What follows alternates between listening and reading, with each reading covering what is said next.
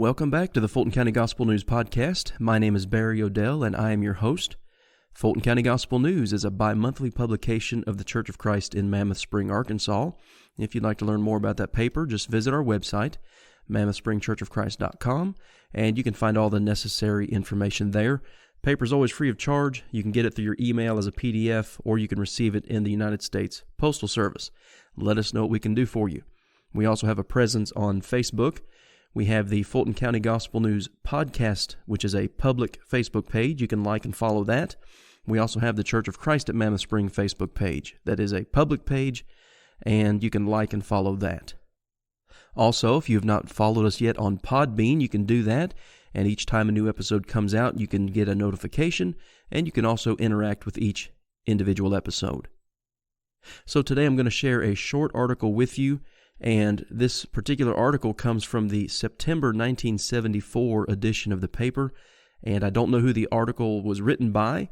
It says it was copied. The title of the article is this, "Lest Ye Be Wearied," and it was encouraging to me, and I hope that it'll be encouraging to you. Sometimes hardships, affliction, griefs, or persecution cause some to become faint-hearted and weary. There are others who grow weary because results from much work and preaching do not appear immediately. Not many of us have escaped attacks of discouragement and despondency. In either case, it is folly. We should be very grateful to our Father in heaven for the prescribed remedies to be used as preventatives and cures. First, consider him who endured such contradiction of sinners against himself, lest ye be wearied and faint in your minds. Ye have not resisted unto blood, striving against sin. Hebrews 12, verses 3 and 4. Considering Jesus should make us ashamed to become faint and weary. He resisted unto death. We have suffered little. When he suffered, he threatened not, but committed himself to him that judgeth righteously. 1 Peter 2:23. He is our great example. Next, read this and believe it.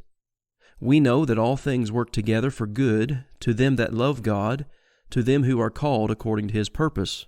Romans 8:28. One can't fully believe that and become weary in well-doing.